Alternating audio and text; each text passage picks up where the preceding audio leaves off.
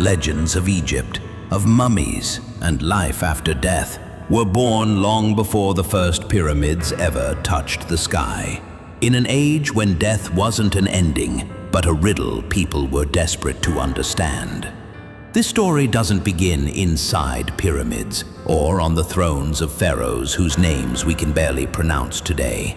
Its origin is older than stone walls, older than kings, older even than the very idea of an Egyptian empire.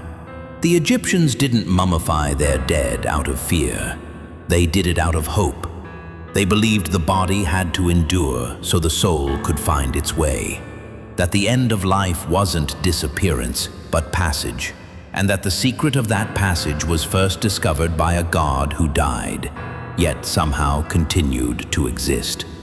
In this story, we're not following a myth the way you'd read it in a book.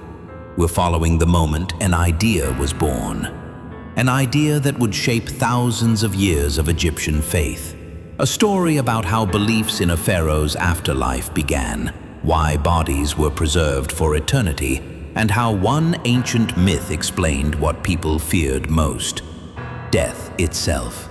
Because to understand mummies, we have to return to the beginning of the myth of eternal life.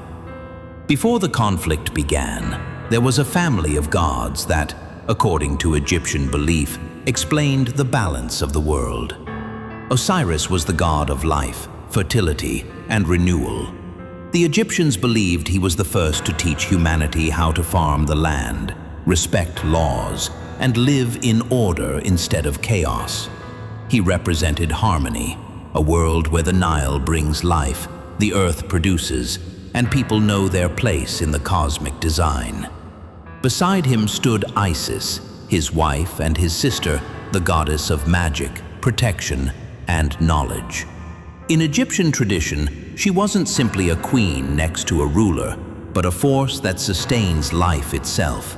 She was considered the most powerful of goddesses because she possessed what others did not: an understanding of the secrets of life and death. Where Osiris embodied order, Isis was the power that guarded it. Her sister Nephthys stood at the boundary between worlds, a goddess of night, mourning, and the protection of the dead. She represented the crossing, the moment life ends but does not vanish. In the myths, she appears quietly, like a guardian of those who depart, and that is why she will later play a crucial role in the creation of Egypt's afterlife myth.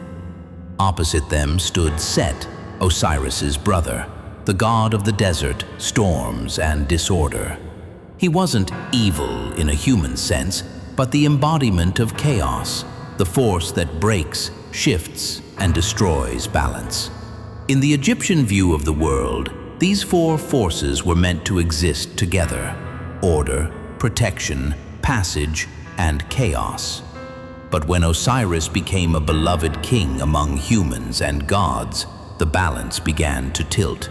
Set saw a threat in Osiris's power, and in his popularity, he saw his own erasure.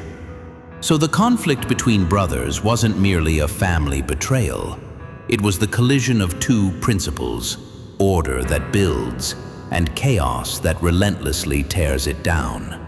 From that collision comes a myth that would forever transform Egypt's understanding of death, authority, and eternal life. The conflict didn't start suddenly. In Egyptian stories, it grows slowly, like a storm gathering on the horizon. While Osiris ruled, Egypt was stable and fertile. People respected him, and the gods recognized his authority. That was the beginning of the problem. In a world where one principle becomes too strong, another inevitably rises. Set, his brother, was the god of the desert, drought, and nature's destructive power. He represented what arrives when order breaks, the tempest that erases boundaries and returns the world to primordial chaos. In some versions of the myth, Set didn't act only out of hatred, but from the feeling that he had been pushed aside, forgotten, and stripped of the place he believed was his. And as Osiris's power grew, so did Set's envy. The plan was not open war. It was a trap. Set ordered a magnificent chest to be built, crafted to the exact measurements of Osiris's body. Then he hosted a feast and announced a game to the guests. The chest would belong to whoever fit it perfectly. One by one, the guests tried. It didn't fit anyone, until Osiris lay inside. Set and his allies slammed the lid shut, nailed it down, and sealed it with lead. Then they cast it into the Nile, sending away the god who symbolized life and order. For the Egyptians, this was not just a crime among gods. It was the moment chaos defeated order for the first time. The chest drifted for a long time, until Isis finally found it. After a long search, she recovered her husband's body and hid it, determined to perform a rite that could bring him back among the living. But Set discovered what was being prepared. On the night before the ritual, he found Osiris's body. Terrified that his brother might truly return, Set cut it into pieces and scattered them across Egypt, hiding them in different places to prevent any chance of the body being made whole again. And that is where the part of the myth begins that would forever change the Egyptian understanding of death. But what Set believed was the final end became a new beginning for Isis. With the help of her sister Nephthys, she began the search again. Piece by piece, the parts were found, carefully wrapped and protected. The Egyptians believed it was from this act that the first rite emerged that would later become mummification, the attempt to preserve the body so the soul could endure. When the body was assembled again, Isis used magic and sacred words, ancient formulas believed to hold power over life and death. Osiris returned to the living, briefly, not as a ruler of the world, but as a being standing between two states of existence. In that brief moment, Isis conceived a son, Horus, a child who would one day restore what had been destroyed. But Osiris could no longer remain among the living. Instead, he became the ruler of the underworld, the first to pass through death and continue to exist. The judge before whom, according to Egyptian belief, every soul would one day stand. Isis's search did not bring back the past. It created a new idea, that death is not the end, but a passage, and that a preserved body can become a bridge between the world of the living and the world of eternity. From that brief return of Osiris, Horus was born, a son who never knew his father as a king among the living. A child born in the shadow of death and conflict, yet with a clear purpose. For the Egyptians, Horus represented the restoration of order. If Osiris was the king who lost the world of the living, Horus was the one meant to reclaim it. Isis hid him in the marshes of the Nile Delta, far from Set's eyes. In the myth, he grew up in secrecy, protected by his mother's magic and knowledge. Because Set knew the right to the throne hadn't vanished, it was simply waiting to grow. When Horus came of age, the conflict that began with Osiris's murder reached its conclusion.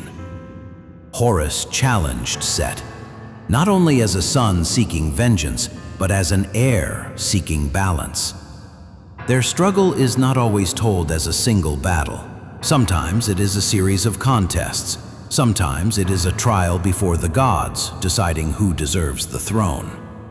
But the outcome is the same. Order must be restored. Horus becomes ruler of Egypt. Osiris remains in the realm of the dead as its eternal king. And here, the myth reaches its final meaning. The Egyptians believed that every pharaoh, while living, was Horus on earth, the guardian of order among people. And when he died, he became Osiris, ruler in the afterlife. That is why the body could not be allowed to vanish. That is why it had to be preserved. Because death was not the end of authority, only its continuation in another form. So the story of this divine family became the foundation of a civilization. From betrayal came myth. From death, faith in eternal life. And that is why, thousands of years later, pharaohs were laid into tombs like gods who do not leave, but cross into another world. Because the first to walk that path was Osiris, and his son Horus remained to rule the living, holding the balance between life and death, order and chaos, forever.